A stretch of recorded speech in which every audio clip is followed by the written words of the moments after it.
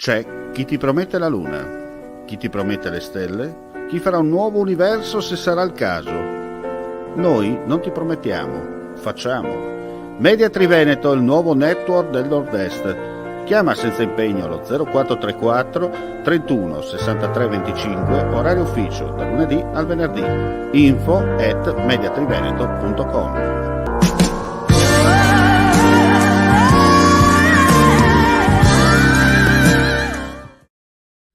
Un cordiale saluto, gentili amici e amiche alla visione e all'ascolto, per quanto riguarda la seconda edizione del nostro audio notizie, le ultimissime dal Friuli Venezia Giulia.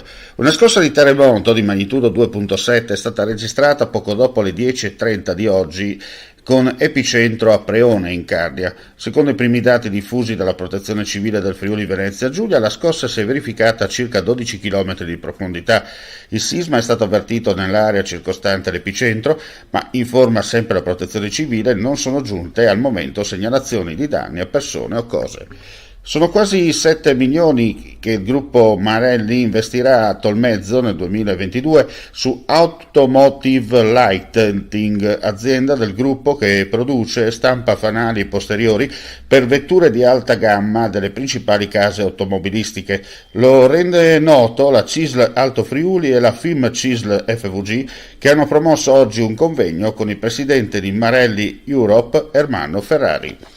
Il ringraziamento da parte dell'amministrazione regionale ai vertici della società per aver gestito al meglio in una fase emergenziale l'aeroporto del Friuli Venezia Giulia, conseguendo un equilibrio finanziario tutt'altro che scontato e mantenendo i livelli occupazionali pre-pandemia.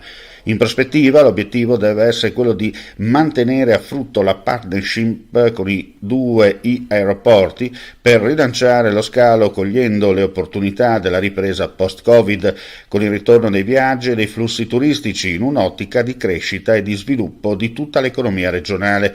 Questo concetto è espresso oggi a Ronchi delle Giordane in occasione dell'assemblea ordinaria dei soci del Trieste Airport, avente l'ordine del giorno l'approvazione del bilancio dell'esercizio chiuso il 31 dicembre 2021.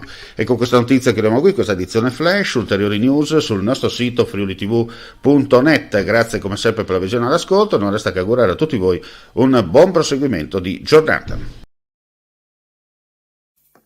Vuoi assaggiare una birra dove al suo interno scopri la specialità tipica friulana? Lumi Beer, il prodotto ricavato in 20 ettari di terreno coltivato a orzo distico, biodiversità, performance ambientale.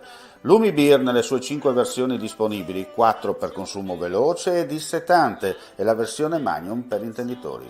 Lumi Beer si abbina a qualsiasi palato. Lumi Beer è un prodotto esclusivo Azienda Agricola Pancera, il buon seme, i buoni frutti.